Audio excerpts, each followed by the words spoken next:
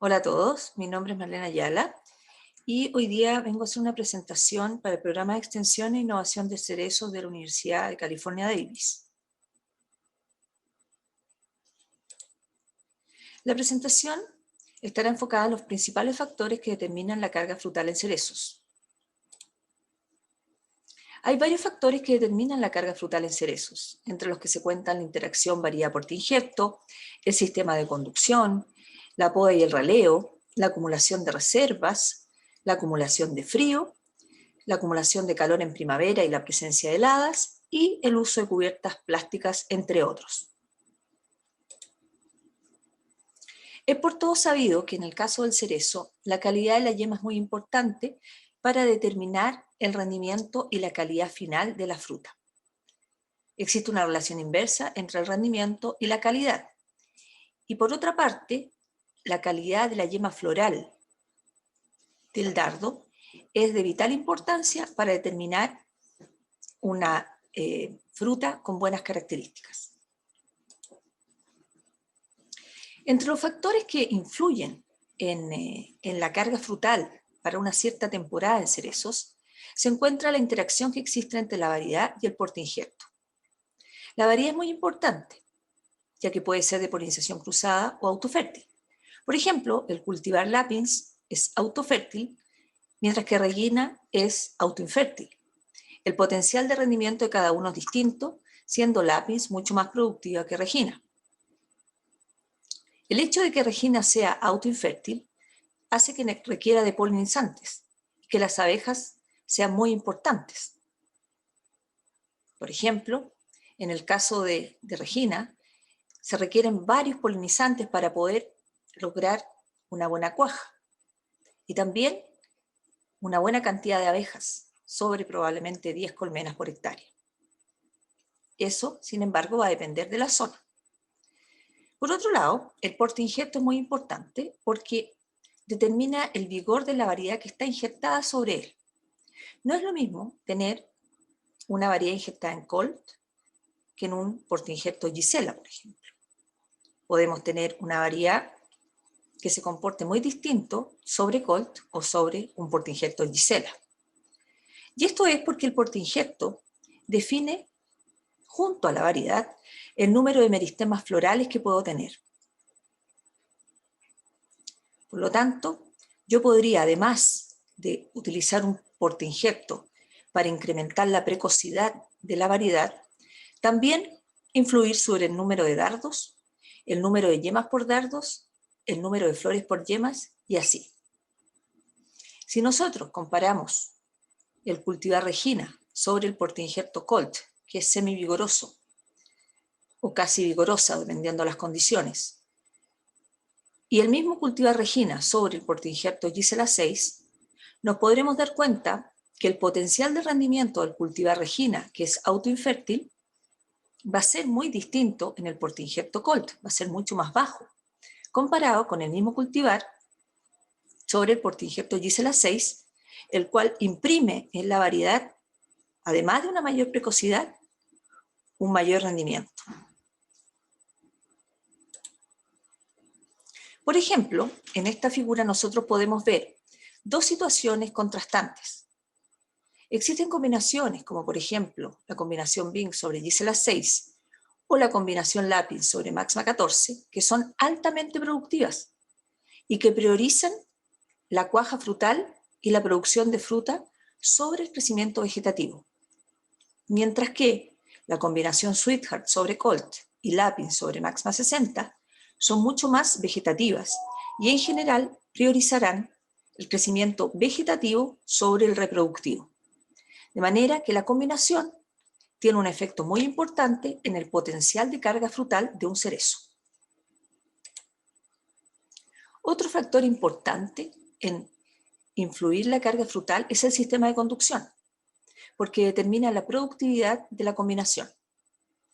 Sabemos que existen formas piramidales, multiejes, espalderas en I o en B y murallas frutales, asociadas a distintos sistemas de conducción tradicionales o nuevos. Estos sistemas de conducción principalmente entregan precocidad, ya que aumentan la densidad y además permite la inclinación de ramas junto a podas controladas. La idea es que estos nuevos sistemas de conducción aumenten el rendimiento por unidad de superficie. Y una cosa fundamental es que algunos de ellos trabajan con la posición de la rama. Por ejemplo, un KGB o un UFU trabajan con ramas verticales versus una espaldera en B o en I, o incluso ejes centrales trabajan con ramas en la posición horizontal.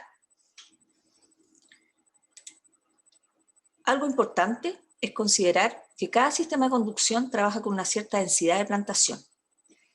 Al aumentar la densidad de plantación, aumenta la precocidad en entrar en producción. De manera que sistemas como las espalderas en B o en I son altamente precoces porque son en general las más densas.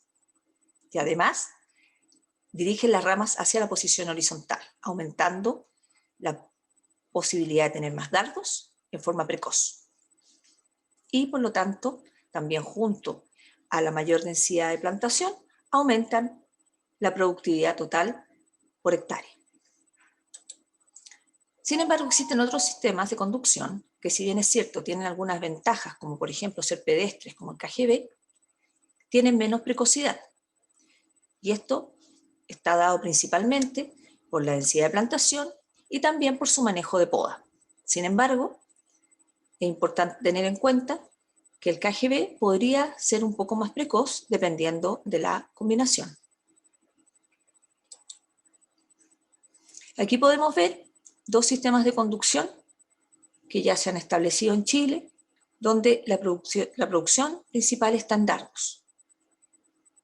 A mano izquierda podemos ver la combinación Lapin-Scott en un sistema de conducción UFO, y a la derecha la misma combinación en espaldera en B.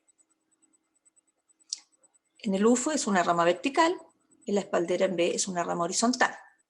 De estos dos sistemas, con la misma combinación, nosotros podemos concluir que la rama horizontal es más precoz y puede llegar a mayores productividades más temprano en la vida del huerto comparado con un UFO. Aunque el UFO podría llegar a altas productividades también, esperando un poquito más que en el caso de una espaldera en B para la misma combinación. Por otra parte, en la derecha, en la foto de la derecha, pero abajo podemos ver la espaldera en B con la combinación Regina en Gisela 12. También son ramas horizontales, pero en el caso de esta combinación, Regina, al ser autoinfértil, tiende a cargar menos fruta, aunque en forma precoz, gracias al portainjerto Gisela 12. Por lo tanto, el sistema de conducción interactúa con la combinación.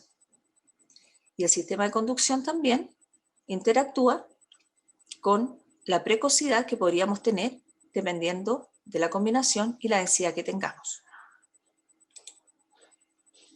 Otro factor importante en el caso de favorecer o no una mayor carga frutal en una cierta temporada en cerezo, incluye a la poda.